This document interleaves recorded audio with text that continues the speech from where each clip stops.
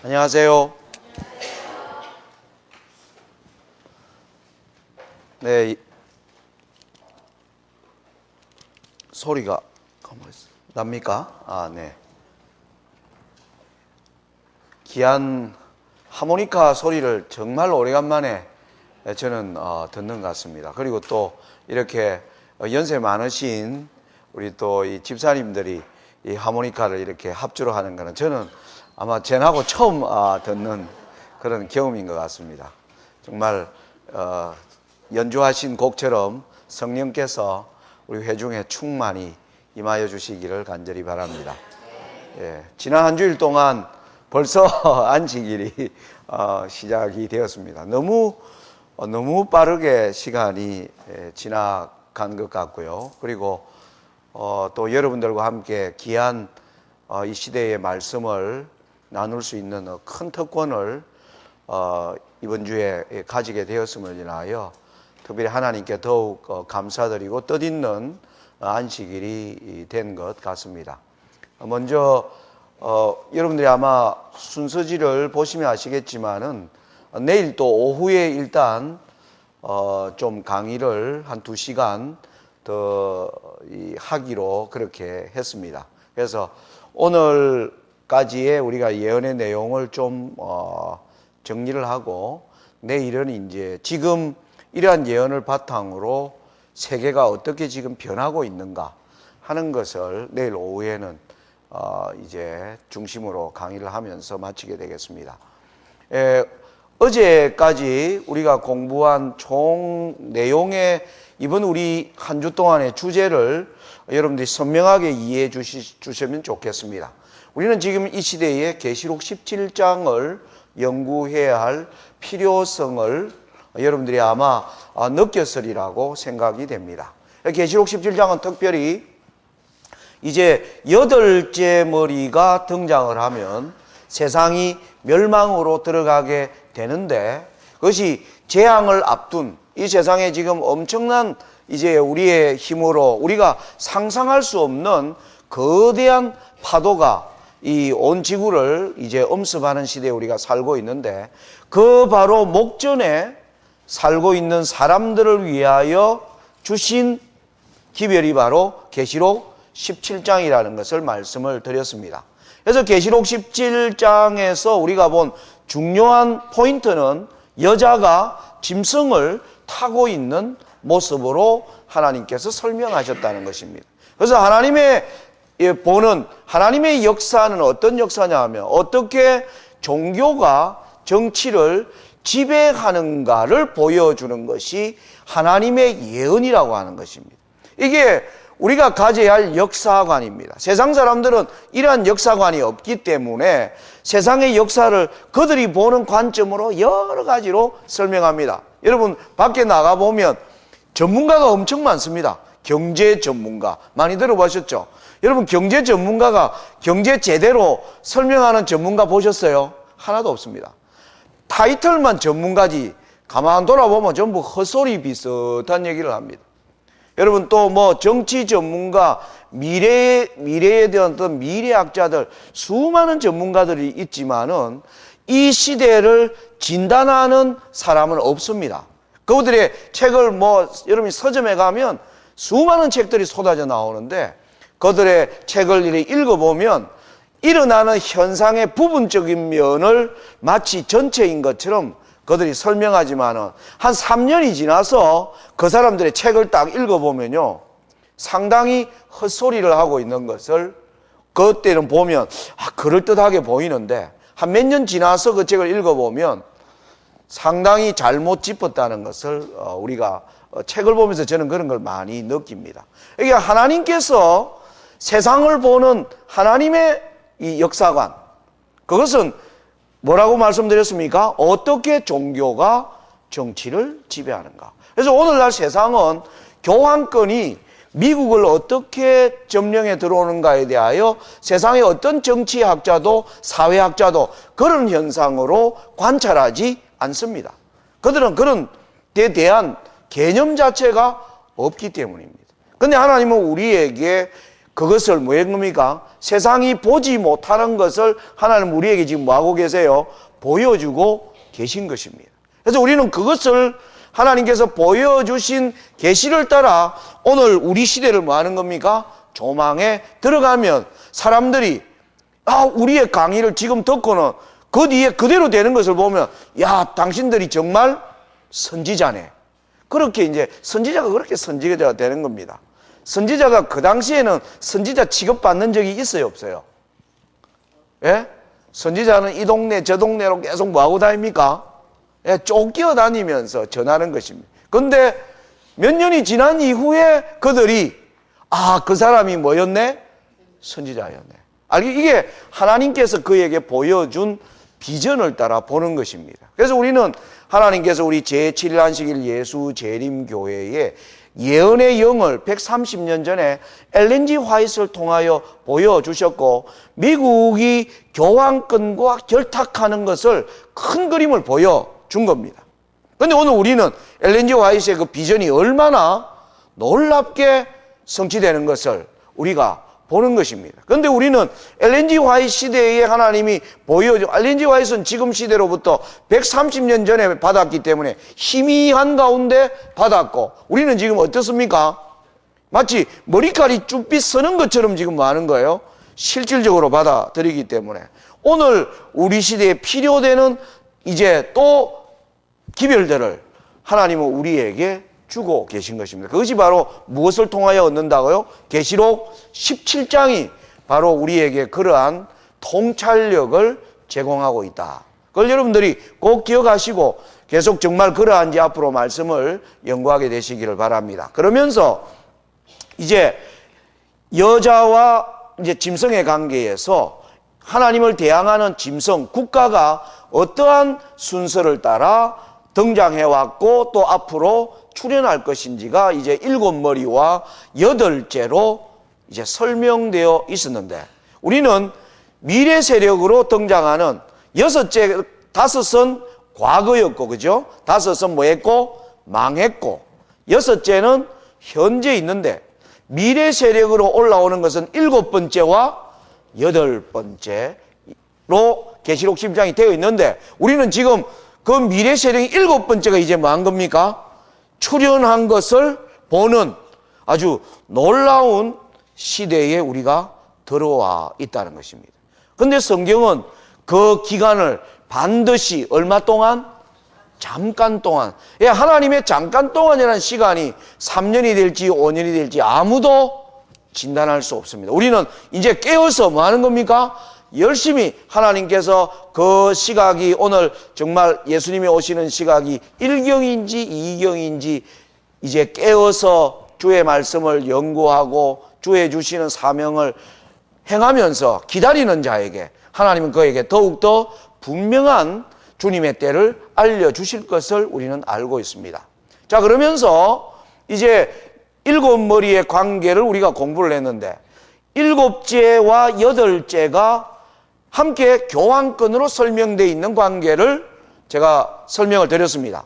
자, 여러분들 잘 이해하셨으면 같이 한번 대답. 7번째와 8번째 교황권은 차이가 있었습니다. 그죠? 7번째는 뭐였습니까? 미국을 이제 지배하는, 조용히 지배하는 교황권이며 8째는요 열국으로부터 능력과 권세를 받아서 올라오는 교황권임을 우리가 함께 보았습니다. 그래서 지금 우리가 살고 있는 때는 이제 미국의 지금 경제 위기를 통하여 미국을 지배한 교황권이 지금은 열국으로부터 능력과 권세를 받기 위한 준비 기간에 지금 우리가 살고 있음을 확인을 한 것입니다.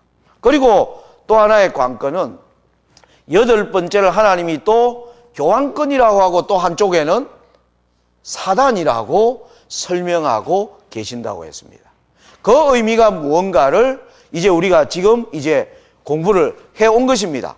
자, 8번째는 사단이 드디어 이 세상에 악한 자가 임하는데 사단이 온 세상 사람들을 뭐하기 위하여?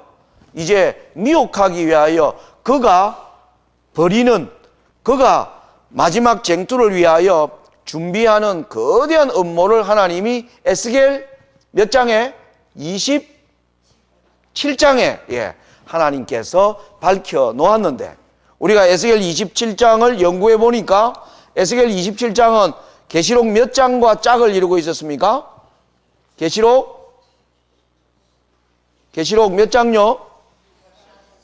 18장에 부의 붕괴가 나타나 있는 계시록 18장과 짝을 이루고 있음을 우리가 확인을 했습니다. 그래서 우리가 거기서 분명히 깨달은 것은 사단은 직접 온 세상 사람들 지금 뭐로? 경제 위기로 온 세상 사람들을 지금 공포 가운데로 몰아넣기 위하여 활동하고 있음을 우리가 본 것입니다. 그런데 사단이 자신이 때를 위하여 이제 어제부터 사단이 다시 무적행에서 두 세력을 내보내는 것이 7 나팔 가운데 나타났는데, 몇째부터 몇째 나팔에 사단의 세력들이 올라오고 있나요? 5째, 6째, 7째 나팔이 불려질 때, 그때 공중에 날아가는 독수리가 뭐라고 얘기했다고요? 화가 이르다. 삼중화가 세상 사람들에게 임할 것을 경고를 했습니다.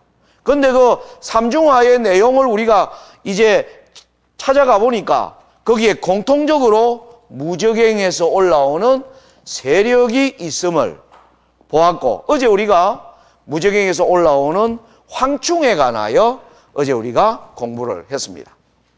이해되셨나요?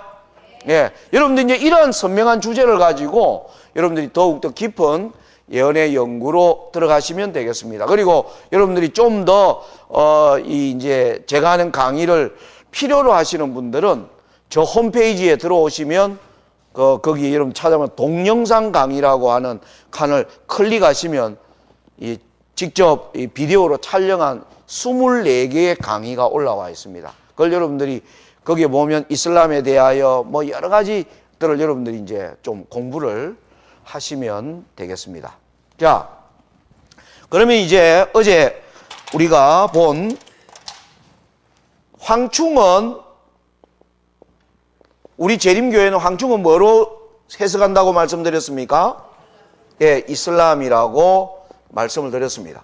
그런데 이 이슬람은 여러분들이 아시는 것처럼 7세기에 시작하여 지금 21세기까지 존재하는 1400년의 역사를 가지고 있는데, 이 거대한 이슬람을 우리가 어떻게 이해를 해야 될 것인가가 관건이었습니다. 그런데 이슬람은 크게 두 시대로 나눌 수 있다고 말씀을 드렸습니다. 7세기부터 13세기까지는 아랍인들이 주도하는 이슬람 세계, 그리고 14세기부터 20세기는 어떤 사람요? 투르크인들. 투르크는 오늘날의 터키, 투르크인들이 주도하는 이슬람 세계로 크게 양분할 수 있는데, 계시록 9장에서 하나님의 예언은 아랍인들을 주목했습니까? 투르크를 주목했습니까? 예, 투르크인들에 의한 이슬람 세계를 하나님은 주목하라고 우리에게 말씀하셨는데, 그 내용이 5달 동안 사람들을 괴롭히고 죽이지는 말게 하라는, 그래서 5달 동안은 150년에 이 동로마를 괴롭힌 오스만 투르크를 말하고 있음을 우리가 본 것입니다. 그래서 오스만 투르크는 실제로 1299년부터 1449년 정확히 150년 동안 줄기차게 동로마를 150년 동안에 1300회의 공격을, 정쟁을 벌인 것입니다. 그 결과 어제 우리가 지도로 보았습니다. 이제 1449년에 동로마는 그야말로 백척간두에 놓였고,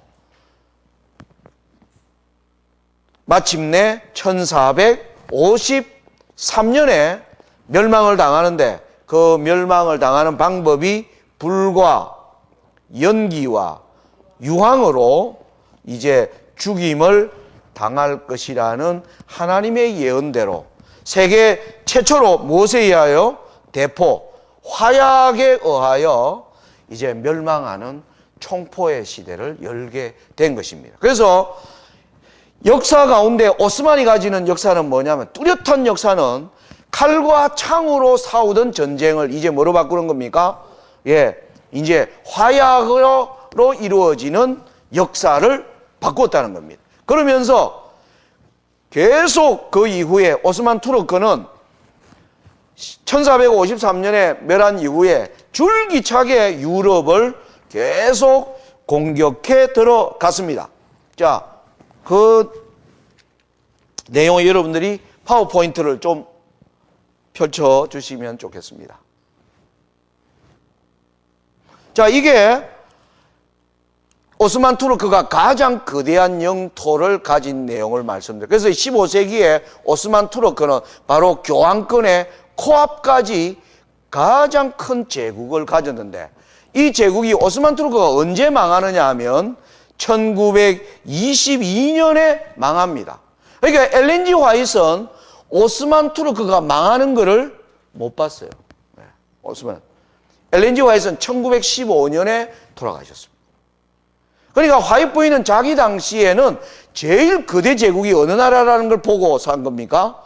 오스만 투르크를. 그래서 그 당시에 우리 재림교회의 예언의 해석은 오스만 투르크를 하나님을 대항하는 사단의 도구라고 우리 재림교회에 많은 사람들이 그렇게 가르쳤습니다. 그 시대에 그렇게 컸기 때문에. 이 오스만 투르크가 역사에 남긴 흔적은 너무 많다 말씀드렸죠. 세계적으로 수학과 과학을 발전시켰고, 오스만 투르크로 말미암아 항해술이 등장하고, 그래서 오스만 투르크는 이 이후에 계속 유럽과의 전쟁을 통하여 전쟁 무기는 계속 발달합니다. 계속 발달해 나갑니다. 어제 말씀드린 것처럼 전 세계는 이와 같은 길로 다니던 유럽 세계가 오스만 투르크가 이 지역을 다 점령하게 되니까 그들이 더 이상 다닐 곳이 없게 되었고, 그들은 그래서 할 수 없이 이제 먼 바다로 돌아서 다니기 시작하면서 세계는 넓어졌고 항해술이 발달하면서 오늘날 거대한 전환의 시대는, 그것을 여는 데 있어서 크게 기여한 나라가 바로 어느 나라예요? 오스만 투르크예요.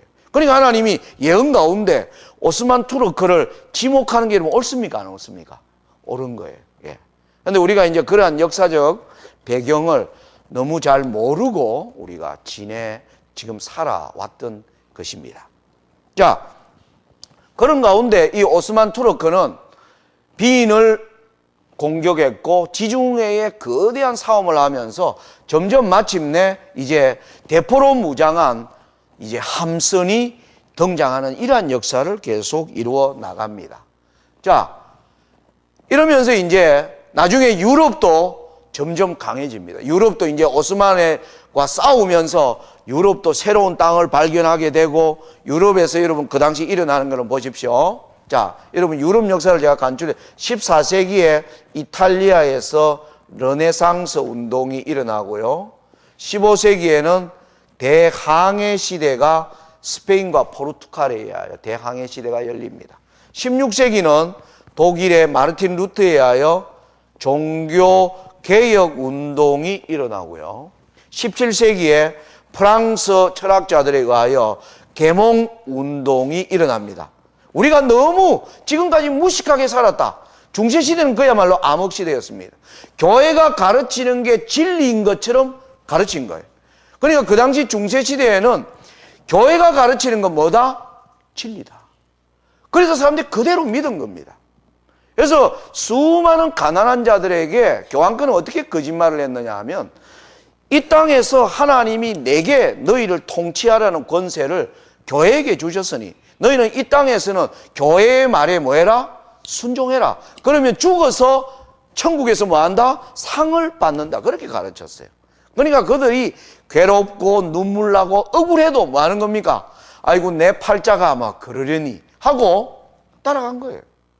근데 여러분 1517년에 루터가 종교개혁을 이룬 게 그거예요. 루터가 독일에서 이제 신부 수업을 하고 있는데 그 교황청에서 보낸 신부가 말입니다.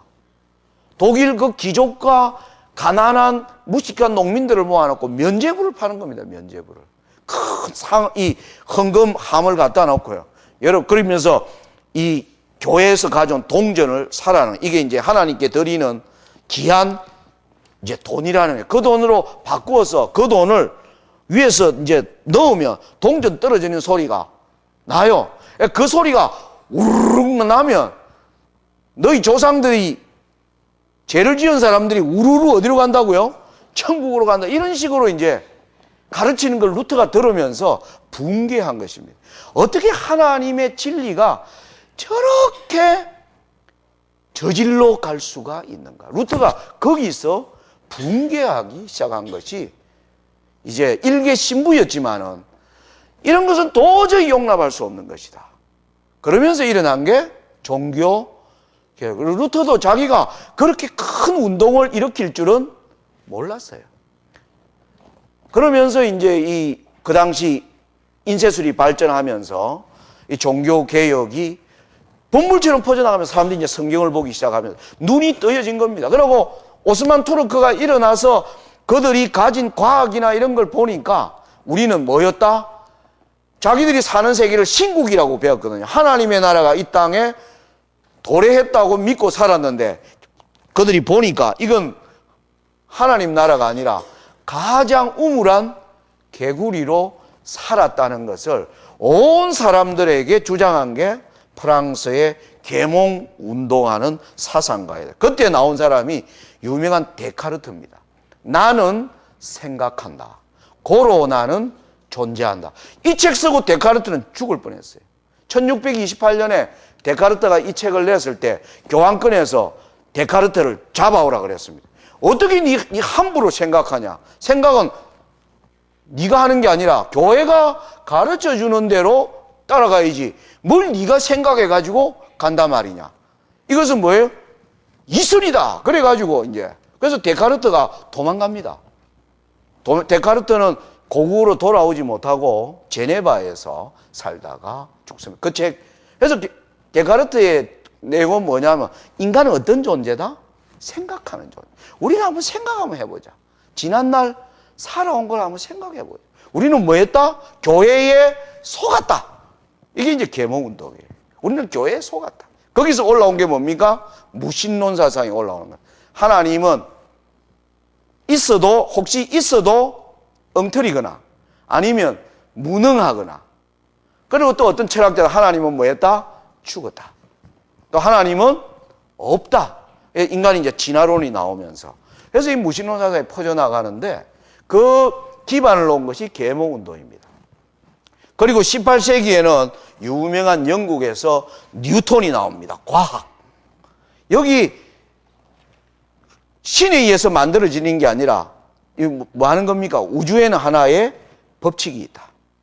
이제 이런 사상들이 뉴턴은 물론 신을 부정하지 않았습니다만 그 외에 나오는 많은 과학자들은 종교보다 과학이 이제 우위에 있다면서 이 과학은 뭘 일으키느냐 하면 드디어 영국에서 산업혁명을 일으킵니다. 산업혁명. 드디어 기계가 나오는 겁니다. 기계가. 사람들이 손으로 만든 제품을 만드는 시대에서 기계로 만들기 시작하면서 유럽은 엄청난 변화를 경험하면서 이제 오스만 투르크와 유럽이 맞짱 뜰 수 있는 지경까지 유럽이 18세기에는 유럽이 이제 강해집니다. 그러면서 여러분 오스만 투르크 영토가 이제 어떻게 축소되느냐 하면 1862년에 오스만 투르크가 영토가 이랬는데 1878년은 이 그리스 이쪽 일대를 잃어버립니다.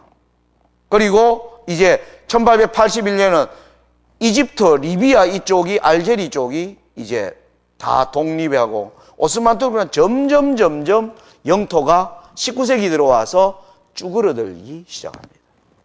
그리고 1882년에는 지중해 북쪽에는 오로지 마게도니아 일부만 남고 전부 다 영토가 한정되다가 이제 1차 세계대전을 오스만 투르크가 독일과 함께 1차 세계대전에 하면서 1차 세계대전에서 뭐합니까? 져버려요. 영국과 프랑스가 승리하면서 오스만 투르크는 요 영토로 요렇게 오늘날 요 영토만 1922년에 남게 되면서 드디어 오스만 투르크를 멸망시켜 버리면서 역사 속에서 1922년에 오스만 투르크는 사라집니다.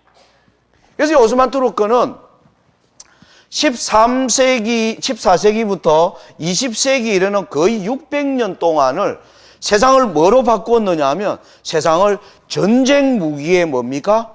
발달과 드디어 군국주의를 출현시키는 역사가 만들어진 군사 대국. 그래서 저는 오스만 투르크가 남긴 유산을 저는 이제 바로 이 군국주의입니다. 전 세상에 엄청난 전쟁 무기로 수많은 사람들이 죽어가는 시대를 연 것입니다. 여러분 1차 세계대전에서 우리는 약 3,200만이 죽었고 2차 세계대전에서는 5,700만이 죽었고 그 이후에 수많은 여러 전쟁, 우리나라의 6.25 전쟁, 베트남 전쟁, 말할 수 없는 여러 전쟁을 통하여 19세기와 20세기 전쟁에 죽은 인류는 3억이 넘는다라고 발표를 하고 있는 거예요. 그래서 하나님의 말씀대로 공중에 날아가는 독수리가 화가 이른다는 것은 실제로 오스만 투르크가 만들어 놓은 전쟁 무기의 발달과 군국주의로 말미암아 수많은 인명이 죽어가는 역사가 성취되었음을 우리가 보는 것입니다. 그런데 지금 이제 사단이 일어나려고 하기 때문에 이 세력들이 지금 다시 뭐 하는 겁니까? 다시 지금 활동하는 시대에 우리가 지금 들어가고 있습니다. 이 내용은 이제 내일 강의에서 우리가 자세하게 지금 시대의 변화를 좀 말씀드리도록 하겠습니다. 자,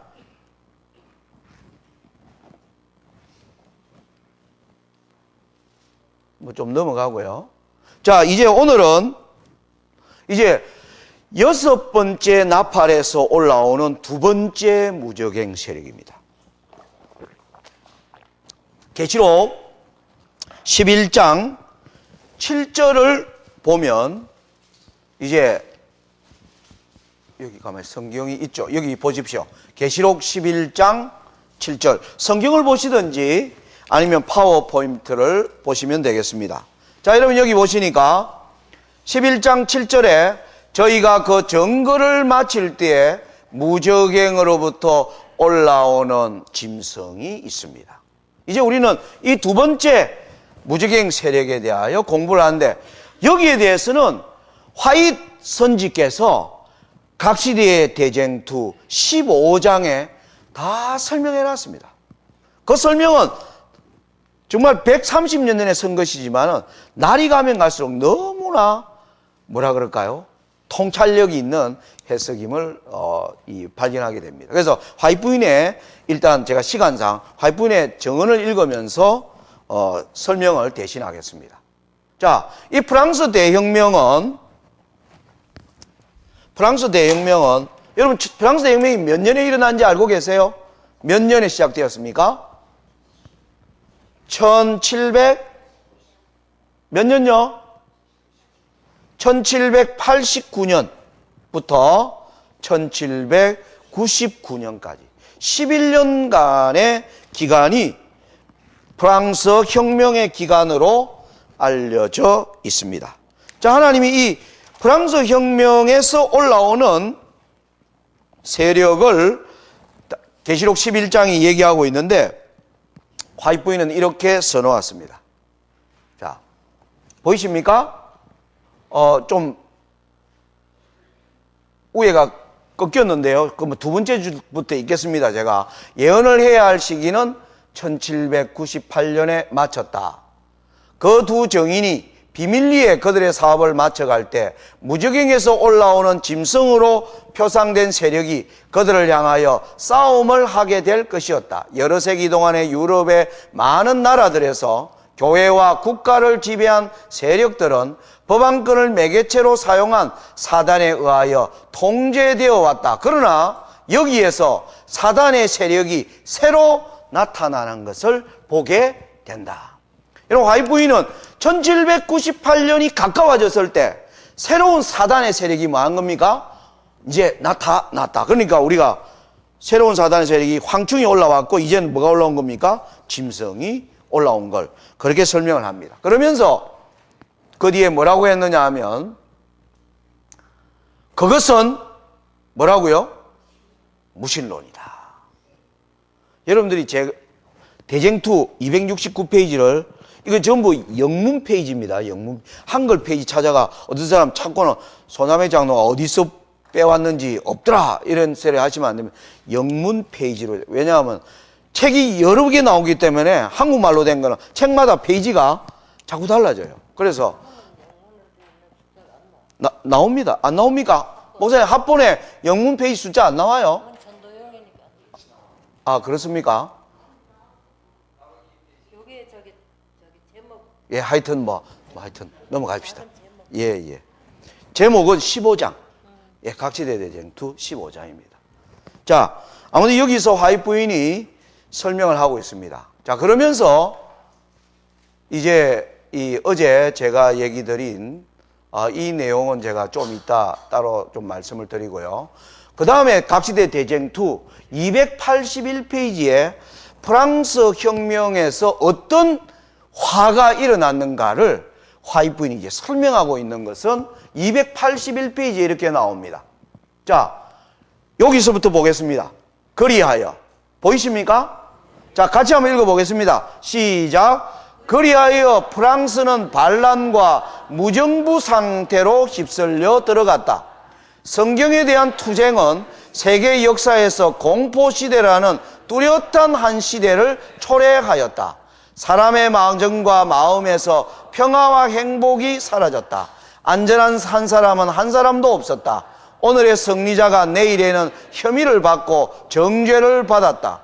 포악과 음란이 극도에 달하였다. 화이트 부인은 각지대 대쟁투에서 프랑스 혁명에서 올라오는 무적행 세력이 일으킨 화를 뭐라고 얘기했느냐면 무정부 상태. 무정부 상태. 여러분, 무정부 상태가 무슨 말인지 아십니까? 정부가 통제를 전혀 못하는 상태. 그러니까 혼란이 극에 달하는 상황을 무정부. 정부는 있는데 정부가 뭐 한 거면 사람들이 정부를 신뢰도 하지 않고 정부에 대항하고 정부가 그것을 또 통제할 힘이 전혀 없는 상태를 무정부 상태라 그럽니다.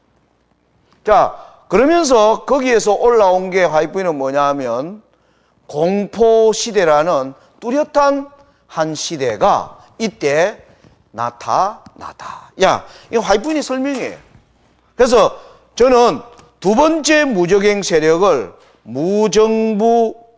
무정부주의와 공포 정치라고 이제 화이트 부인의 해석에 의하여 그대로 적용을 합니다. 이제 화이트 부인이 해석을 해 놓은 것입니다. 자, 화이트 부인은 왜 이렇게 했는가? 그 중요한 포인트가 있습니다. 화이트 부인은 어디에서 이 표현을 썼느냐? 그걸 여러분들이 좀 아셔야 돼요. 자, 여기가 아니고요.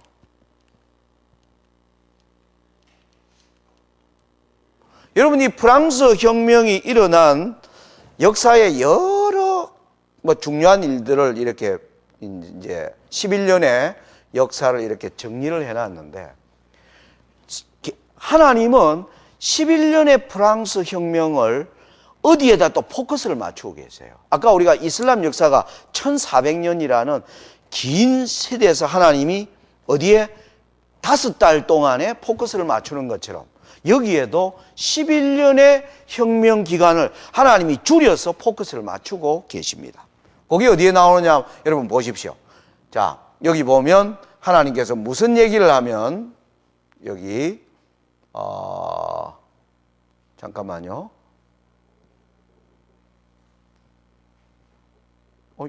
왜 이렇죠?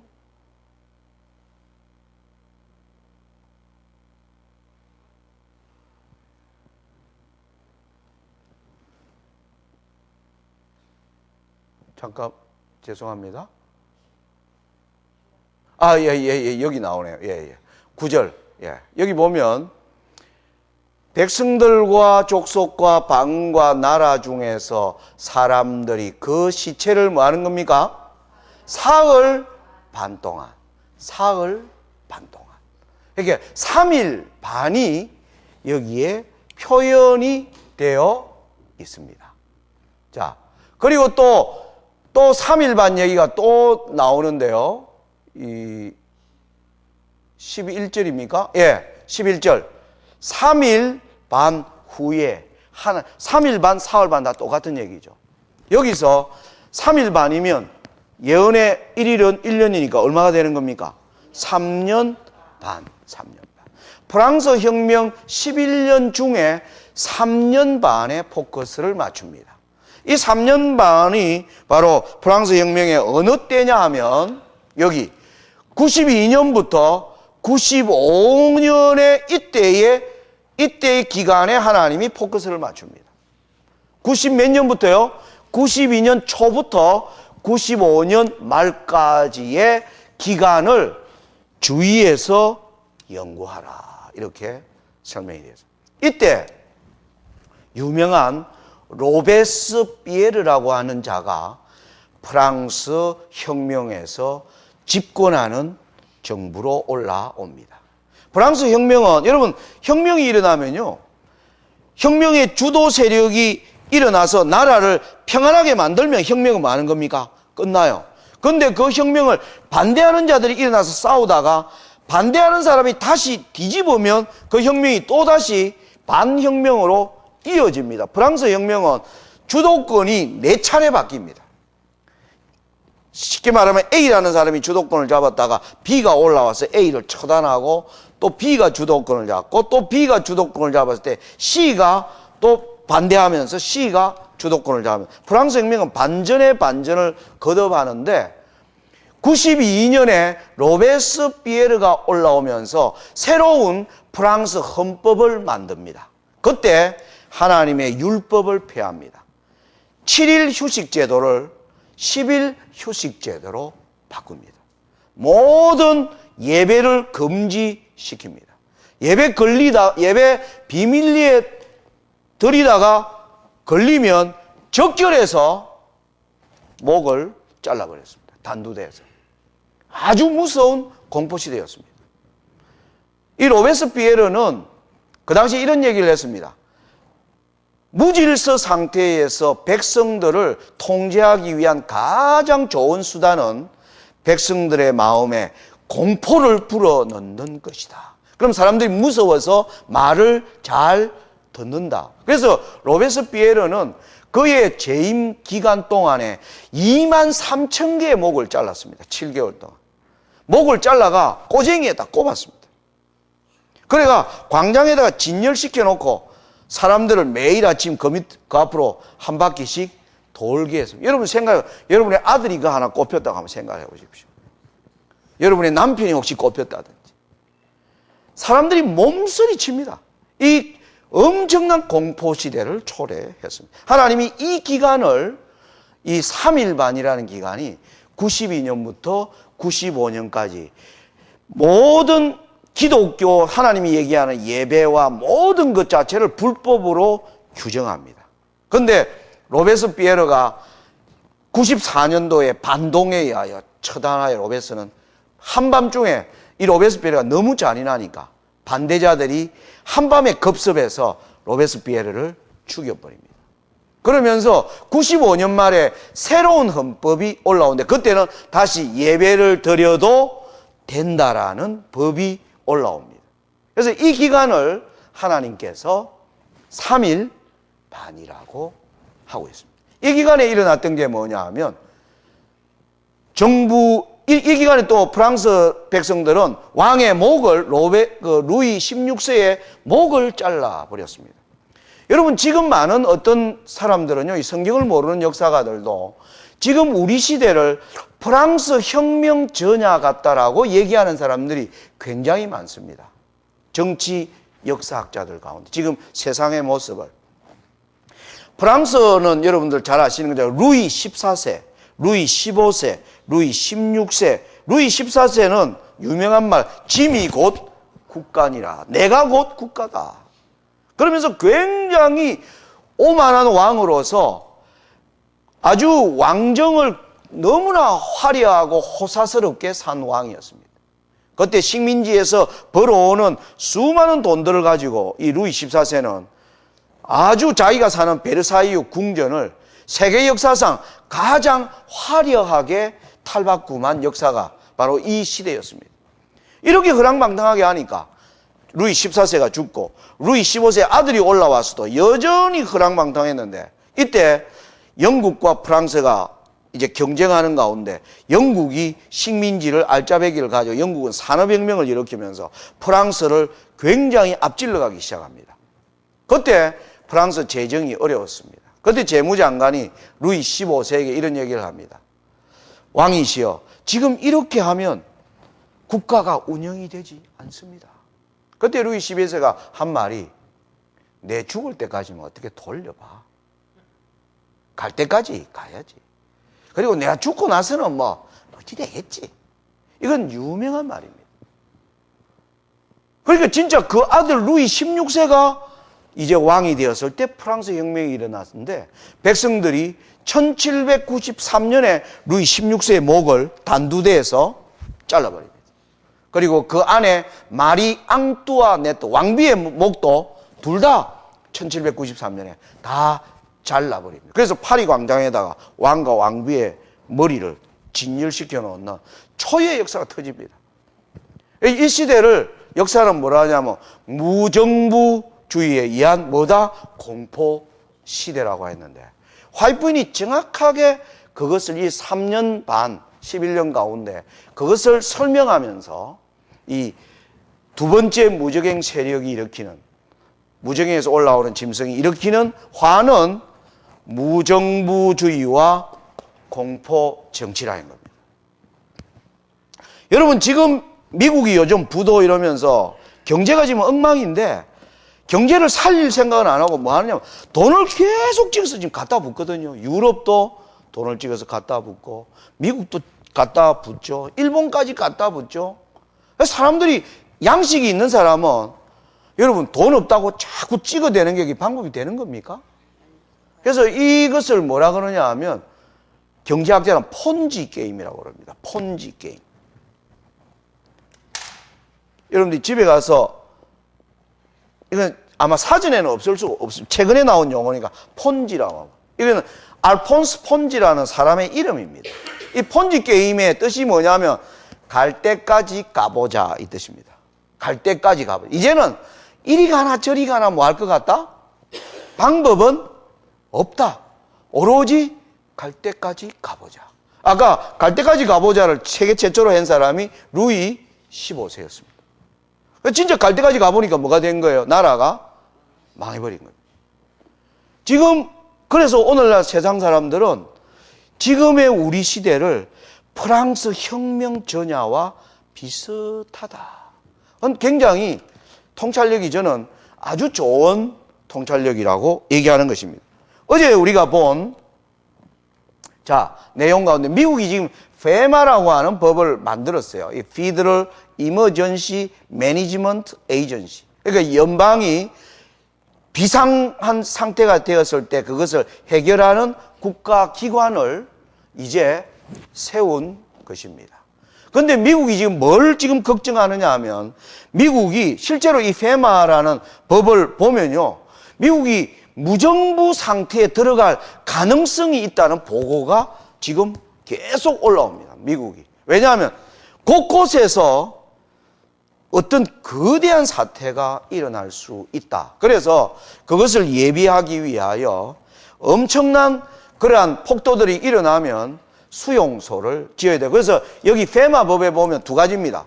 폭동에 대한 대비, 그리고 엄청난 전염병이 발생할 경우에 전염병이 뭐하지 않도록, 퍼지지 않도록 그 사람들 한 곳에 뭐합니까?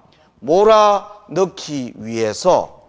그래서 그리고 전염병으로 사람들이 죽게 되면 그 시체들을 한쪽에 모아서 다 뭐 할 수 있도록, 처리할 수 있도록. 그래서 가장 많이 한 게 미국 중부 텍사스 주입니다. 여기에는 황량한 땅이 많습니다. 여기에 지금 거대한 수용소를 여기에 집중해서 짓는 게 미국 법으로 그게 된 겁니다. 그런데 이제 여기에 너무나 많은 관을 이제 만드니까 사람의 기분이 나쁘지 않습니까? 이게 지금 이슈화 되고 있어요. 여러분 인터넷 들어가면 우리 교회 중에 이제 가격한 사람들은 이건 재림교인들 늘 이제 죽이려고 만들어 놓은 관이다. 이제 이렇게. 물론 뭐 혹시 그렇게 사용될지도 모르겠어요, 이후에. 근데 그거는 이제 현재로는 그건 너무 과장된 것이고요. 아무튼 미국이 지금 앞으로 엄청난 재앙에 미국이 들어갈 것을 막 예상하고 있습니다. 제가 이제 그것에 대하여 설명을 이제 좀 하도록 하겠습니다. 자, 제가 내일 또 강의가 있으니까요. 오늘 일단 제가 새 무적행 세력은 제가 이거로 강의로 결론을 내리겠습니다. 자, 첫째 무적행 세력은요, 궁극주의로 인한 전쟁의 공포예요. 사람들에게 거대한 전쟁의 공포를 세상에 불어넣는 것입니다. 사단이. 두 번째는 곳곳에서 폭동이 일어나면서 무정부 상태와 그로 인한 공포 정치가 사람들을 이제 이게 그 다음에 세 번째 사단은 뭐래? 경제 공황을 통하여.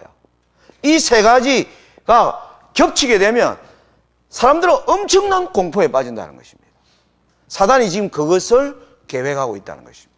이걸 통하여 사단이 이제 뭐 하는 겁니까? 거기다가 이제 뭐가 일어나면 자연재해까지, 뭐 지진, 홍수, 뭐 화산 폭발, 이런 것들이 연거푸 일어나면 누가복음에 있는 이제 모든 사람이 장래에 일어날 일을 생각하고 두려워서 기절하는 바로 그러한 상태를 사단은 지금 열어가기 위하여. 그래서 삼중화는 바로 사단이 이런 일을 통하여 자신의 이제 이 땅에 악인의 임함을 지금 계획하고 있다라고 설명할 수가 있습니다. 자, 그러면 왜 미국이 지금 당한 문제가 뭐냐? 그걸 이제 제가 좀 설명을 드리겠습니다. 미국이 지금 무슨 문제가 있는가? 여러분, 요즘 우리나라도 보면요, 상당히 정치가 지금 혼란스러운 게, 여러분 요즘 뉴스 보시는 중에 박근혜 정부가 지금 연거푸 지금 문제를 드러내고 있어요. 대통령 될 때 20만 원 다 주겠다고 했다가 하여튼 어쨌거나 저쨌거나 지금 못 준다 하니까 사기쳤다. 이제 거기다가 지금 요즘은 뭐 하는 겁니까? 뭐 대통령 되기 위하여 국가기관이 동원돼가 뭐 했다는 겁니까? 부정선거를 저질렀다. 자, 이러면서 지금 이제 뭐 야당에서는 아주 그걸 이슈화하고, 그러니까 지금 정치가, 백성들은 지금 여러분 최근에 동양그룹 사태 아시죠? 그죠? 그리고 곳곳에서 지금 하우스푸어 수많은 가난한 자, 청년들은 지금 뭐 하는 겁니까? 이태백이라고 불러요. 20대 태반이 뭐다? 백수다. 이태백. 또 어떤 사람은 3포 세대라 그래요. 세 가지를 포기했다. 연애, 출산, 결혼을 포기했다. 3포 세대. 또 어떤 데는 88만 원 세대. 밤새도록 알바해가 얼마 받는다는 겁니까? 80, 이런 용어로 엄청난 사람들이 지금 위기에 빠져 있는데, 정치는 지금 다른 곳에서 하니까 이것도 잘못하면 사회적. 그래서 불만 있는 사람은 뻗떡하면 강화문에 가서 뭐 하는 겁니까? 촛불 이제 들고 하는 이런 것들이 이 대한민국에 지금 뜻이 있는 사람들은 나라가 지금 도대체 이게 어디로 갈 것인가에 대한 불안, 곳곳에 문제가 있는 것입니다. 박근혜도 어디서 풀어야 될지 지금 방법이 안 보이는 겁니다. 사실 대통령 선거할 때 거짓말 했거든요. 국가가 돈 없어가 그 준다는 거는 그건 애당초 지키지 못하는 약속. 그런데 정치가는 뭐 하는 겁니까? 일단 맞아 표를 얻자. 그게 정치가가 하는 게 바로 그런 겁니다. 결국 그렇게 그래 놓고는 이제 뭐 끝까지 내 임기 때까지 될까요? 절대 안 됩니다. 그는. 아무튼 정치는 그런 거예요. 이게 너무나 이제 민심과 동떨어져 가는데, 미국이 지금 뭘 걱정하느냐? 제가 이제 그거를 말씀을 드리겠습니다. 미국에 지금 이번에 공화당이 민주당 오바마 케어가 뭡니까? 오바마가 가난한 자들과 노인들을 의료보험을 뭐 하겠다? 실시하겠다. 그랬는데 공화당이 안 된다. 지금 돈이 없는데. 국가가 돈도 없는데. 그 막대한 예산을 설 수가 없다. 그러면 빚이 뭐 한다? 엄청나게 늘어난다. 이제 공화당은 그걸 하고 했는데 백성들의 여론은 일단은 오바마 케어는 좋은 거예요, 좋은 거 아니에요? 일단 뭐 병원에 갔는데 돈은 엄청나게 드는데 보험해 줬다겠다는데 그걸 누가 싫어하냐? 백성들은 그걸 원하는 겁니다, 다수가. 그러니까 이제 방향은 그리로 가는 거예요.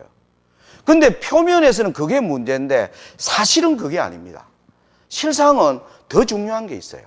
뭐냐 하면 1945년에서 1960년 여기 계신 분의 1945년에서 60년 사이에 태어나신 분 손 한번 들어보십시오. 나는 이때 태어났다. 좀 높이 들어보십시오. 한 3분의 1 되나요? 예. 저는 1956년생입니다. 그러니까 저도 이 세대예요.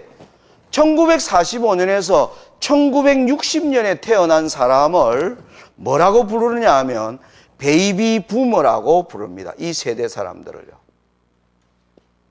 베이비는 아기 놓는 부모로 태어난 사람들.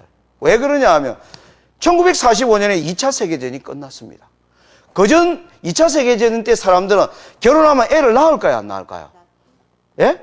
잘 안 낳죠. 전쟁통에 애 낳아가지고 뭐 하는 겁니까? 피난가기 바꾼대. 그리고 잘못하면 다 죽잖아요. 그러니까 전쟁 때는 또 애도 적죠. 왜 남자들이 다 어디 가겠습니까? 전쟁터가 있는데 어떻게 또 애가 납니까? 그러니까 이때 출생률이 많은 겁니까? 엄청나게 땅바닥으로 떨어졌어요. 그런데 2차 세계대전이 끝난 겁니다.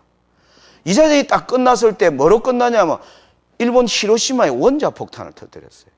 터뜨리고 나니까 터뜨린 미국이 더 놀랬대요. 와, 저거 터뜨리면 다 죽네.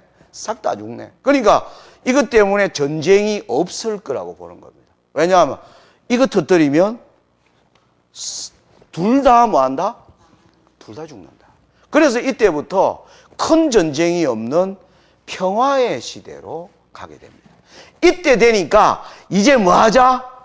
애 놓자 하면서 막 애를 놓기 시작한 게 15년 동안. 그 세대를 뭐라 부른다고요? 베이비 부모라고 불러요. 자, 그러면 이 사람들이 지금 나이가 몇인가 따요. 1945년 지금 나이가 몇 살입니까? 68세입니다. 지금 68세. 그 다음에 이 사람은요, 53세예요. 맞죠? 자, 근데 미국 인구가 3억인데 이 세대 사람이 미국이 얼마나냐면 7,800만 명입니다. 미국 인구의 4분의 1이 넘습니다. 대통령 입장에서는 표밭이에요, 표밭. 무슨 말인지 알겠습니까? 그렇지 않습니까? 박근혜도 지금 박근혜가 왜 제가 정치 얘기를 하는 게 아니라 우리나라에 박근혜를 찍어주는 자가 50대, 60대가 몰표를 주거든요. 그리고 청년들은 숫자가 작아요. 왜냐면 요즘 애를 안 놓으니까. 숫자도 작은데다가 청년들은 투표하러도 잘 안 가요. 노인들은 할 게 없으니까. 그러니까 박근혜 정부는 이 사람들을 위해서 표를 얻기 위해서 무슨 공약을 한 겁니까? 내가 20만 원씩 뭐 하겠습니다. 다 주겠습니다. 사실 그래 간 겁니다. 사실 그래 간 거예요. 표를 얻기 위한. 미국도 지금 이 문제가 있어요. 미국의 대통령이 되려면 이 세대의 표가 굉장히 중요해요. 인구의 4분의 1이 넘는 겁니다. 이 사람들의 관심은 뭐냐 하면 보세요. 이미 68세는 연금을 65세 미국은 뭡니까? 퇴직합니다. 그러면 국가에서 뭐 합니까? 그때부터는 세금 한 푼도 안 내고 뭐 하는 거면 국가가 먹여 살려야 돼요. 먹여 살려야 돼요. 그런데 앞으로 근데 여기 지금 7,800만 중에 앞으로 5년 안에 들어올 사람은 얼마냐 하면 1,600만인데 5년이 지난 이후에는요. 갑자기 5천만 명이 들어옵니다. 여기 집중적으로 들어옵니다. 이 뭐 받으러? 네, 이제 연금 받으며 살자가. 여기에 대한 고민이 있는 겁니다. 여기에 미국이 지금 공화당이 고민이 있는 게 오바마가 앞으로 4년을 더 한단 말입니다. 그러니까 오바마가 끝나고 나면 그 다음 대통령 될 때는 뭐 하는 겁니까? 엄청난 은퇴자를 누군가가 먹여 살려야 돼요. 근데 지금도 돈이 없는데, 지금도 이 상태에서도 돈이 없는데, 이렇게 많은 사람이 들어오면 어떻게 되겠는가 하는 것입니다. 그런데 공화당에서 지금 뭐가 고민이냐? 다음 대통령은 힐러리가 될 거라고 보고 있어요. 지금 힐러리가 압도적으로 차기 대통령 지금 거대한 1순위입니다. 그러니까 공화당은 왜 반대를 하냐면 8년 후를 내다보는 겁니다. 8년 후에는 진짜 뭐 하는 겁니까? 은퇴자들이 쏟아져 들어올 때 그들이 만일 집권을 한다면 뭐 하는 겁니까? 통제 불능의 상태에 들어간다. 그래서 지금부터 빚을 뭐 해라? 오바마가 어찌하든지 막자는 주의로 지금 나오는 거는 배경에 이게 있습니다. 자, 그런데 문제는 뭐가 있느냐 하면 이 베이비 부머가 낳은 자식들, 이 사람들이 낳은 자식들은 나이가 보통 얼마냐 하면 지금 40살에서 25살 사이입니다. 맞아요, 안 맞아요? 여러분 자녀가 그렇죠? 제 지금 우리 딸이 지금 25살이 지금 와 있습니다. 우리 아들 29살이에요. 딱 제가 낳았더니 얘들이 이 세대를 뭐라 부르냐 하면 미국에서는 에코 부머라고 부릅니다. 이 사람들은. 우리는 베이비 부머고요. 에코 부머. 부모는 갔는데 여러분 에코가 무슨 메아리예요. 메아리. 메아리가 뭡니까? 산에 가서 야호 하니까 저 또 뭐 하는 겁니까?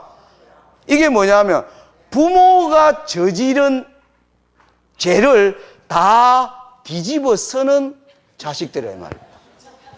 무슨 말 하겠습니까? 지금 세상을 빚더미로 만든 자가 누구냐 하면 이 베이비 부모, 저와 여러분들이 이 세상을 빚더미로 만들었다니까요.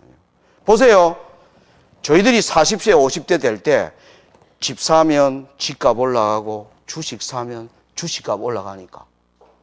옛날에는 해외에 비행기 타고 골프 치러 다니는 사람은 부자들이나 회장들이나 다녔지. 어디 일개 회사원이 어디 자가용 몰고 다니고, 예? 그러니까 우리 사회가 그 시대로 진입하게 되니까 이 시대 베이비 부모들이 이야 누구든지 멋지게 살 수 있겠네. 그러면서 정부에서 돈을 빌려주기 시작하니까 수억씩 뭐 한 겁니까? 빚을 내서 집을 사고 빚내서 차 사고 흥청망청. 그래가 지금 빚더미를 만들어 놓은 주범이 바로 이 세대예요. 이 세대가 저와 여러분, 아까 손든 사람들 깊이 반성해야 됩니다. 네. 이 세대 중에 가장 악질 세대가 바로 이 세대입니다. 베이비 부모입니다. 가장 나쁜 걸 많이 했어요. 왜냐하면 또 이 세대는 전쟁을 안 겪어봐가 고생을 몰라. 고생도 모르는 거예요. 우리는 6.25 하지만은 6.25 때 많이 죽었지만은 뭐 어떤 건지 피부로 뭐 하는 겁니까?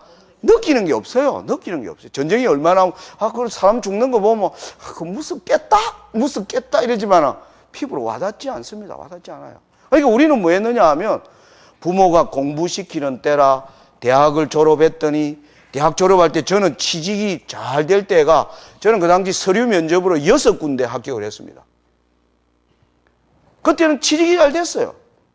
그러니까 회사에서도 월급 잘 나오니까 집 사고 주식 사고 그러면 집값이 올라가고 주식값이 올라가니까 우리가 뭐 한 겁니까?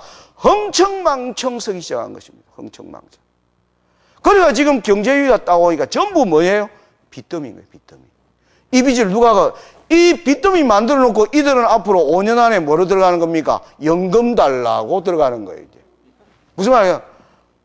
그러니까 그 부모들 뒷바라지를 누가 해야 돼요? 이 자식들 40대부터 25살짜리가 지금 열심히 일을 해서 뭐 하는 겁니까? 세금으로 다 때려내야 돼요. 그래서 그 시대를 에코 부모라고. 부모가 야호 했더니 자식들이 다 얻어맞아가지고 이제 그래서 굉장히 재밌죠. 에코 부모라고 그럽니다. 그런데 문제는 이 청년 세대가 일자리가 없다는 겁니다. 일자리가 없다는 거예요. 또 일자리를 구해도 뭐하는가? 월급도 작다는 거예요. 세금은 왕창 내야 돼요. 그러니까 지금 미국이 10년 안에 청년 세대에 의하여 40대와 30대 사이에서 폭동이 일어날 가능성이 있다. 이게 굉장히 그 분석이 날카로운 겁니다. 무슨 말인지 아시겠습니까? 분명히 폭동이 일어난다. 왜냐하면 역사의 흐름이 있거든요. 역사는 도저히 세금 낼 수 없는 상태가 되면 역사는 뭐냐면 사람들이 뒤집어 엎었어요. 그게 프랑스 혁명이었고 수많은 역사를 통해서 미국 정부가 이제 그걸 내다보고 있는. 그래서 지금 곳곳에 뭘 짓고 있는 거예요? 네, 수용소를 짓고 있는 것입니다. 그런 때를 대비한다는 거죠. 지금 우리가 여기에 있어요. 그런데 이거는 이제 정치가들의 분석입니다.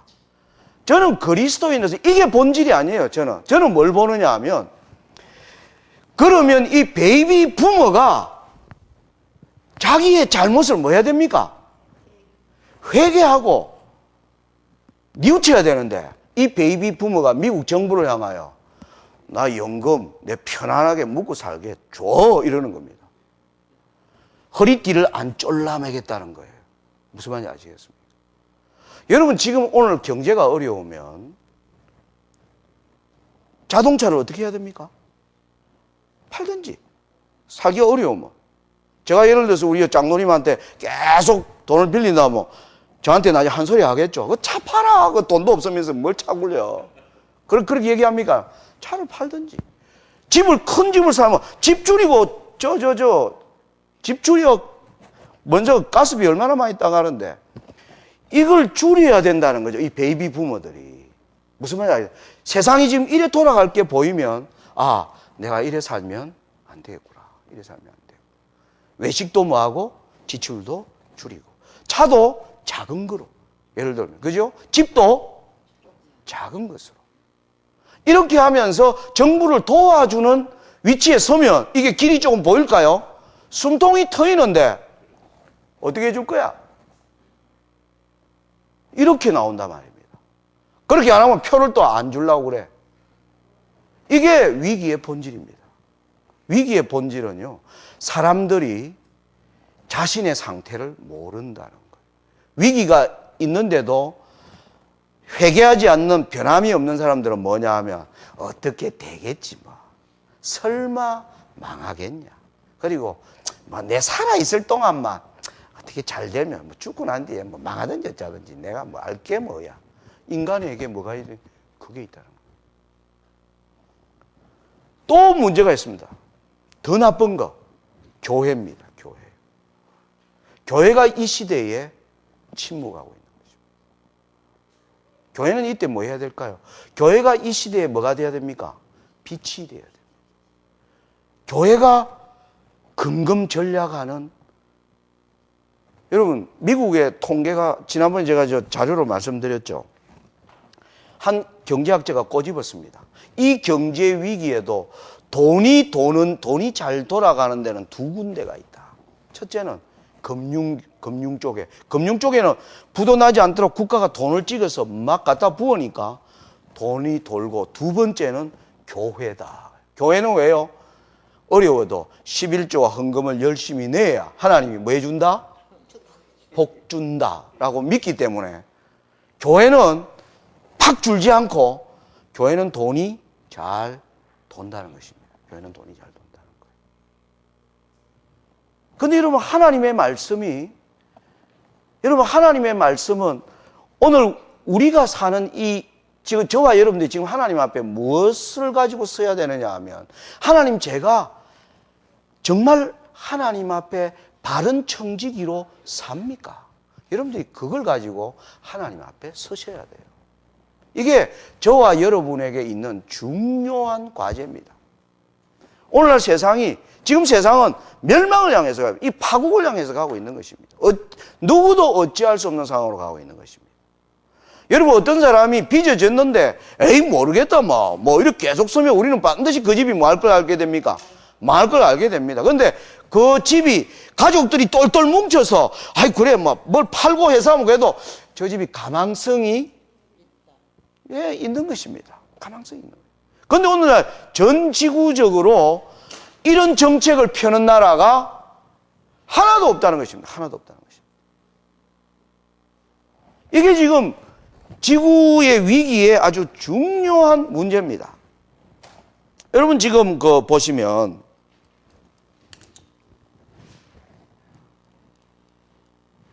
제가 잘못했네.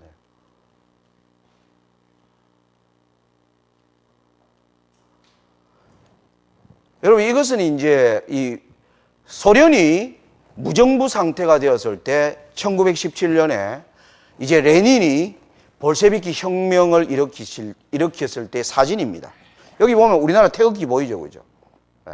1919년 소련 이 모스크바 광장에서 레닌이 연설할 때 이때 우리나라는 3.1 운동 일으켜가지고 일본이 막 독립군들이 전부 소련과 막 만주로 도망을 쳐가지고 이때 나라를 되찾기 위하여 사회주의 혁명으로 나라를 세운 레닌에게 한 수 배우려고 뭐 한 겁니까? 태극기 들고 그 집회에 참석한 모습입니다. 우리나라 나라를 찾으면 레닌처럼 가야 되지 않냐. 그래서 이제 이 김구 계열의 사람들이죠. 우리나라 역사에서 보면. 이때 이 레닌의 무정부 상태에서 소련이 이때 공포 정치를 스탈린이 했습니다. 얼마를 죽였느냐 하면 3,200만 명을 죽였습니다. 역사에서. 공포. 그러니까 정부의 정책이 안 따라오면 뭐 하는 겁니까? 바로 죽였습니다. 이게 무정부와 공포 정치가 역사를 통하여 나타났다는 거예요. 이제 소련과 독일이 2차 세계대전부터가 소련이 이제 독일 베를린을 소련군이 점령했을 때 이 베를린에 있던 사람들이 그 당시 370만이 살았다는데 이때 산 사람이 6,000명밖에 없었다. 다 죽었습니다. 폭격기로요 5일 동안 300톤의 폭탄을 갖다 부었습니다. 다 죽어버렸습니다. 완전히 다 죽었어요. 이게 이 전쟁이 남기는 엄청난 사람이 죽어가는 것입니다. 이게 하나님의 예언대로 이 전쟁과 무정부가 엄청난 사람을 죽이는 역사를 우리는 지난날 본 것입니다. 그 역사를 따라 그대로 성취된 것입니다. 자, 이러다 보니까 지금 이제 최근에는 여러분 이제 지금 요건 내일 제가 좀 하고요. 오늘 하나 이제 여러분 이 사람이 누굽니까? 앙게르 누굽니까? 아세요? 예, 독일의 메르켈 총리입니다. 앙게르 메르켈. 자, 이 여자 누굽니까? 아세요? 크리스틴 리가르도. 누굽니까? IMF 총재, IMF. 그 다음에 이 사람. 아시는 분? 제닛 옐런. 내년도 미국 연방준비은행장입니다. 차기. 이제 벤 버냉키가 이제 물러납니다. 지금요, 세계 경제를 여자들이 전부 차지를 했습니다. 자, 유럽에 지금, 유럽 국가들이 막 무너지는데 유럽의 마지막 보루는 독일입니다. 메르켈 총리는 이번에 다시 선거에서 이겨서 앞으로 4년간 더 12년 집권하는 메르켈은 독일에 지금 영웅으로 올라가고 있습니다. 그 다음에 이 리가르도는 구제금융 받는 나라들은 전부 IMF로부터 뭐 하는 겁니까? 구제금융 받아야 돼요. 그 IMF 총재가 이 리가르도입니다. 그 다음에 미국의 이제 돈줄을 잡는 연방준비, 이제 전부 남자들이 다 쫓겨나고요. 여성 시대가 되는 것입니다. 여러분 여기다가 만일 정말 대통령도 힐러리가 된다면 무슨 시대가 오는 겁니까? 여성 시대가 오는 것입니다. 저는 이 시대가 어떻게 갈까 참 지금 궁금합니다. 솔직히. 여성의 리더십이 과연 어떤 것으로 나타날 것인가. 세상이 지금 뭐냐 하면 남성 권위주의 시대가 지금 어떤 그게 있느냐 하면 자본주의도 사회주의도 좀 다 무너진 거예요. 사회주의는 20년 전에 실패했고 지금 자본주의가 뭐 하는 겁니까? 무너지는 걸 보면서 이 시대를 주도했던 자가 누구예요? 남자들이에요. 이제는 여성으로 옮겨져 가고 있는 것입니다. 이건 세계적 현상입니다. 세계적 현상입니다. 그러니까 지금 교회도 누가 여성들이 정신을 차려야 돼. 여러분들이 교회 역사를 보면 교회의 아주 가장 암울한 시대에는 여성들이 있었습니다. 여러분 사사기 보면 정말 어지러운 시대에 한나가 있었습니다. 한나. 그리고 그 앞에는 룻이 있었습니다. 룻과 나오미, 한나. 이 세 사람이 위대한 시대를 열어갑니다. 한 사람은 사무엘을, 한 사람은 다윗을 잉태시키는 가문으로 연결되어 갑니다. 지금 세상에 저는 이 모든 것들이 하나님의 뜻과 굉장히 지금 우리는 여러 영적인 의미를 가지고 있어요.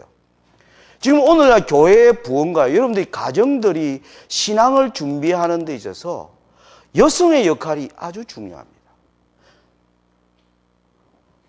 남자가 여성을 지배할까요?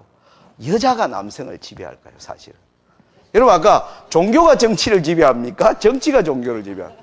종교가 약해요. 그죠? 약한 것이 강한 것을 뭐 하는 겁니까? 지배합니다. 실제로 여자가 남자를 지배해요.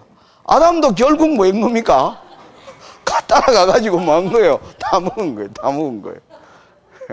다 먹은 겁니다. 제가 이런 일을 할 수 있는 게, 제 아내가, 제가 예를 들어서 사업 그만두고, 이거 하려 할 때, 잘한다, 잘해, 이러면 제가 할 수 있을까요? 뭐 할까요? 예?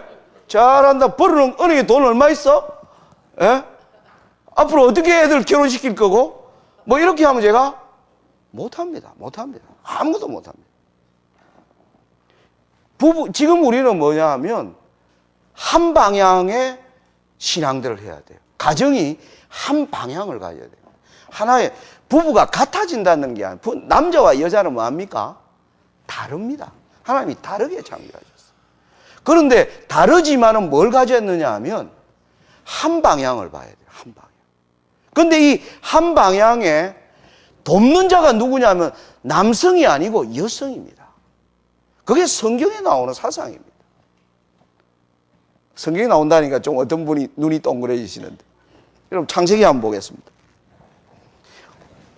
하나님께서 남자와 여자를 만들 때요, 하나님이 여자를 만드는데 더 신경을 많이 쓰셨어요. 남자보다. 여러분 아담과 하와가 동시에 창조되었습니까? 아니면 누가 먼저 창조되었습니까? 아담이 먼저 창조되었죠. 자, 그러면 여자 만드는 장면 한번 보겠습니다. 창세기 2장으로 가시면요. 창세기 2장 보시면 18절. 여호와 하나님이 가라사대 사람의 독처하는 것이 좋지 못하니 내가 그를 위하여 돕는 배필을 지으리라 하시니라. 이때 하나님의 고민이 있었습니다. 아담을 먼저 지어놓고 짐승들을 다 지었어요. 그런데 이제 아담을 돕는 배필을 짓는데 어떻게 만들어줄까라는 하나님의 고민이 있었습니다. 그래서 하나님이 그 아이디어를 얻기 위하여 하나님이 한 이벤트를 벌리는 장면이 그 다음에 나옵니다. 19절. 여호와 하나님이 흙으로 각종 들짐승과 공중에 각종 새를 지으시고 아담이 어떻게 이름을 짓나 보시려고 그것들을 그에게로 이끌어 이르시니 아담이 각 생물을 일컫는 바가 곧 그 이름이라. 아담이 모든 육축과 공중의 새와 들의 모든 짐승에게 이름을 주니라. 아담이 돕는 배필이 없으므로 여호와 하나님이 아담을 깊이 잠들게 하시니. 여자 짓는데 하나님이 뭐냐 하면 한 이벤트를 했어요. 아담에게 모든 짐승들을 다 보낸 겁니다. 아담이 이 짐승들을 어떻게 다루는가를 본 거예요. 아담이 좋아하는 타입의 짐승이 뭔가를 본 겁니다. 예를 들면 쉽게 말하면 엉덩이를 S라인으로 해줄까, 펑 퍼지게 해줄까, 목을 좀 길게 만들어줄까, 짧게 해줄까, 쌍꺼풀을 파줄까, 보조개를 파줄까. 아담이 어떤 타입을 좋아하는지 하나님이 보셨어요. 아담이 이렇게 짐승, 우리가 어떤 짐승 보고 특히 좋아하는 짐승 있잖아요. 좋아하는 타입. 하나님은요, 하나님이 그냥 여자 턱 만들어준 거 아닙니다. 여자를 만들 때는 하나님이 연구하시면서 만들었어요. 그러니까 남자보다 좋은 작품이에요. 여자 작품. 저는 성경에서 그렇게 믿습니다. 그래서 여자를 요물이라고 그러는 것입니다. 예. 왜 이 성서적인 하나님께서 이 돕는 배필이라는 말은 말하면 남자가 잘못 나갈 경우에 남성을 뭐 하는 겁니까? 도와주는 역할입니다. 역사에서 우리는 그것을 보게 됩니다. 저는 지금 역사가요, 여성들이 지금 리드로 올라오는 게 이 성서적, 시대적 변화를 이루어가고 있는 것이죠. 여러분 보십시오.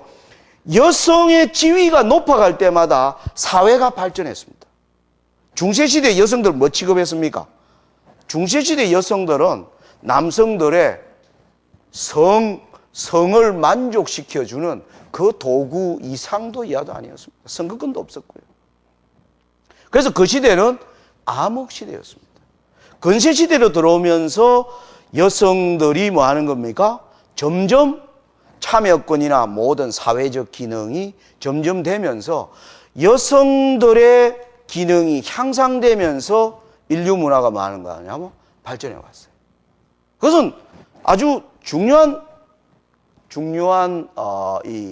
우리가 볼 수 있는 발자취입니다. 저는 오늘날 교회에 우리가 지금 영적으로 예수님의 재림을 준비하는데 가장 중요한 게 뭐냐면 가정의 회복입니다. 여기에 부인들의 이 신앙이 굉장히 중요합니다. 한 방향으로 남편과 함께 한 방향으로 볼 수 있는 그 신앙을 지금 가져야 돼요. 서로. 그래서 서로의 문제와 서로의 차이를 내어놓고 하나님께 지금 우리가 어디를 향하여 이제 살아야 되는가? 여러분 살고 있는 이제 여러분의 가정과 이 모든 우리 세상 돌아가는 걸 보면 우리가 지금 애지중지하던 재물과 이런 것들은 이제 어느 날 갑자기 뭐 할 수 있는 겁니까? 무가치한 것으로 전락할 수 있는 시대로 이미 들어가고 있는 것입니다. 그러니까 지금 이때 부부가 합심하여 우리 가정의 앞으로 살림, 재정을 어떤 식으로 해야 될까? 하나님 앞에 같이 서는 경험이 필요합니다. 이게 있으면 교회가 부흥됩니다. 이래 되면 교회가 이제 한 방향을 보는 것입니다. 교회도 공동체입니다. 여러분 어느 때 늦은 비가 내렸습니까? 늦은 비가 기도회에서 모였습니까? 기도회에서 늦은 비 내렸나요? 아닙니다. 기도회 때문에 모인 게 아니라 그들이 한 방향을 봤습니다. 하나의 사명 앞에 섰어요. 모든 높고 낮은 모든 생각들을 다 예수님 앞에 뭐인가 차이들을 다 내려놓고 한 방향을 향해서 기도했어요. 그랬더니 성령이 내린 것입니다. 오늘날 근데 교회는 한 방향은 없고 여러분 교회가 침체되었으니 모여서 우리 기도회 합시다. 해보십시오. 내리는지. 절대 안 내립니다.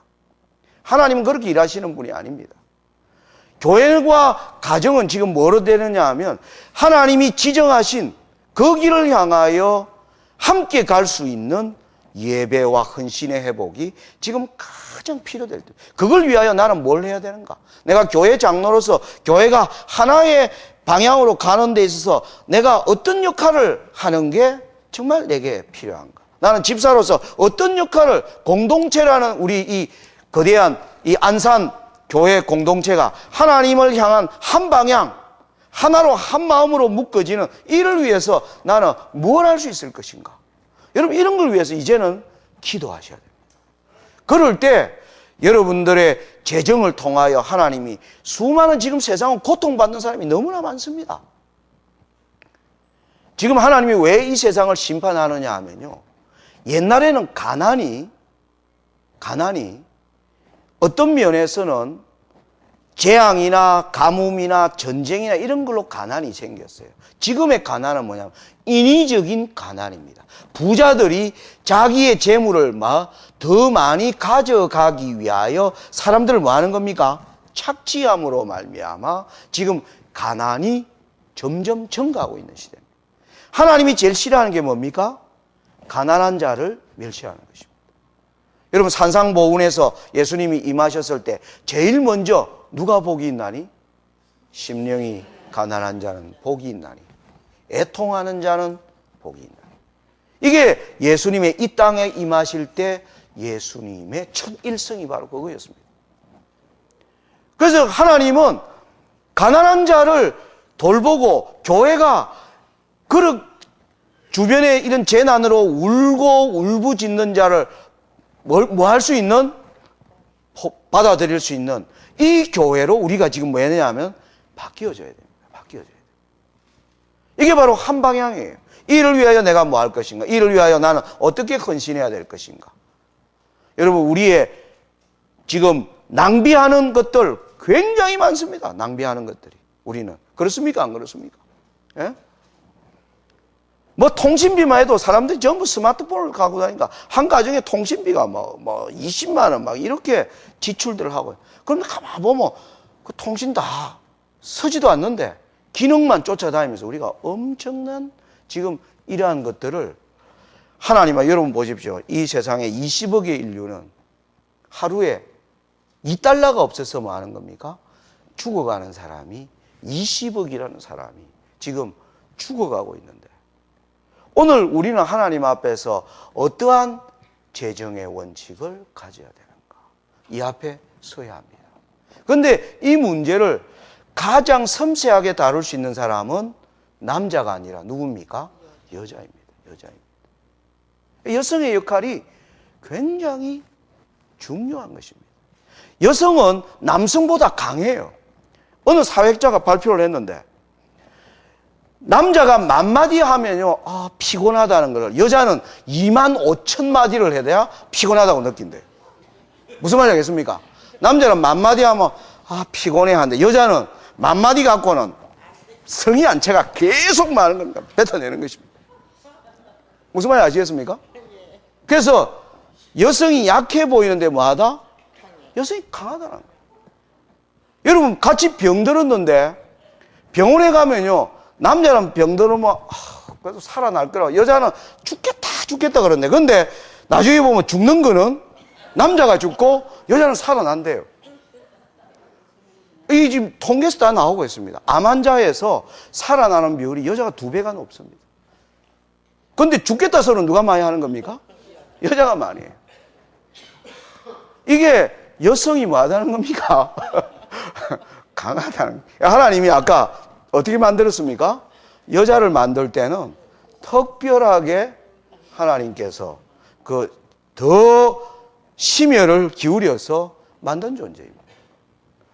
그러니까 정말 우리 여집사님들, 여성도님들이 지금 우리가 이 재앙의 문턱에서 여성들의 역할이 굉장히 중요해졌습니다. 재정 지출에 있어서 여성들의 역할이 아주 중요해요. 남자는 여자가 하는 대로 따라갈 수밖에 없습니다.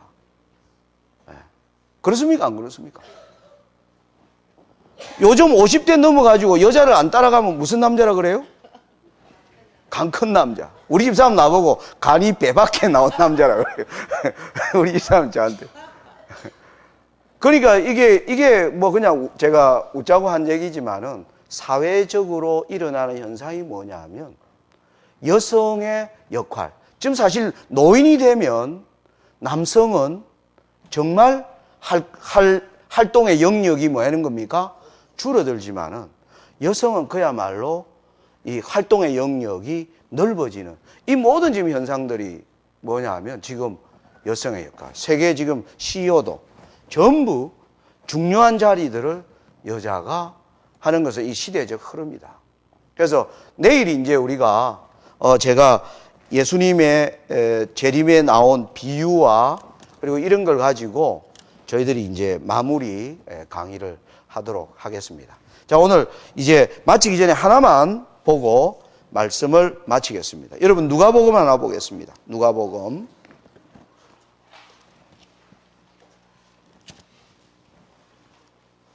누가복음 12장입니다.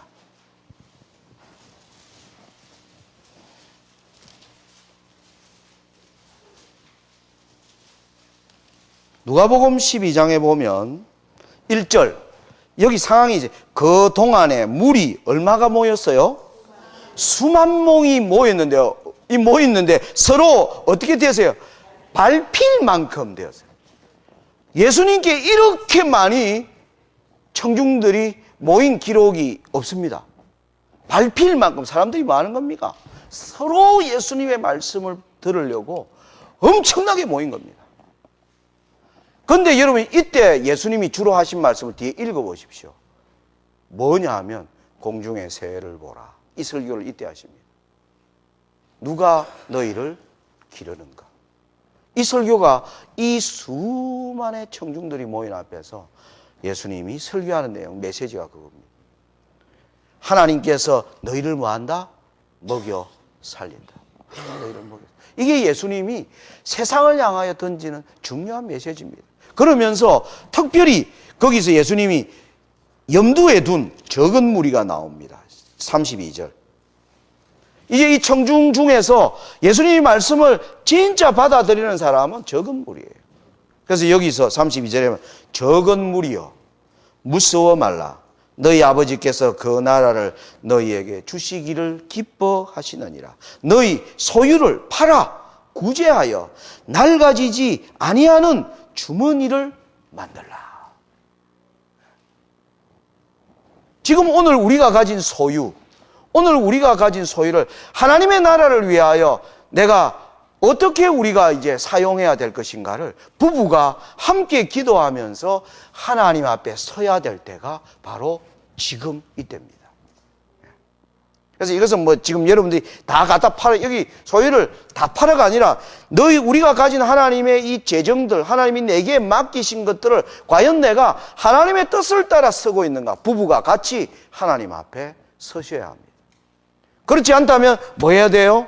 같이 합의하여 한 방향으로 보고 재정을 뭐 한 겁니까? 바른 방향으로 이끌어 가시면 예수님이 내가 너희를 인도하겠다고 약속하십니다. 내가 너희의 목자가 되겠다. 그래서 이 환난의 때에 예수님의 인도를 받는 사람은 이때 하나님 앞에 자신의 소유의 문제를 뭐 하는 겁니까? 내어놓고 주님의 뜻을 따라 살기로 결심한 자들을 예수님은 이 재앙의 때에 뭐 하는 겁니까? 인도하시는 목자가 되십니다. 우리가 이러한 지금 우리에게 주신 이 중요한 마지막 때에 여러분들이 하늘에 주시는 분명한 교훈으로 살게 되시기를 바라면서 오늘 말씀을 마치겠습니다. 자, 퀴즈를 내겠습니다.